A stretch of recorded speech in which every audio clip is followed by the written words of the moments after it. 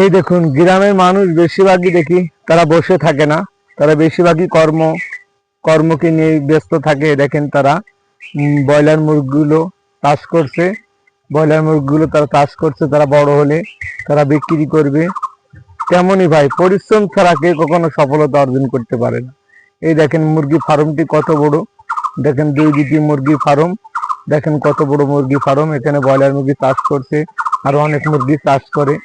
তেমনই ভাই, পরিশ্রম ছাড়া, কষ্ট ছাড়া আপনি কখনো সফলতা অর্জন করতে পারবেন না। তেমন এই দেখেন পরিশ্রম করছে তারা, তারা পরিশ্রম করছে যে এক সময় 2-6 মাস গেলে অবশ্যই মুরগিগুলো বড় হবে, সাইজ হবে, তারা বিক্রি করলে তাদের 2 পয়সা লাভ হবে। এই স্বপ্ন, এই আশা নিয়ে কিন্তু সবাই থাকে। এই জন্য সবাইকে বলে পরিশ্রম করবেন, পরিশ্রম না করলে কখনো আপনি সফলতা অর্জন করতে পারবেন না।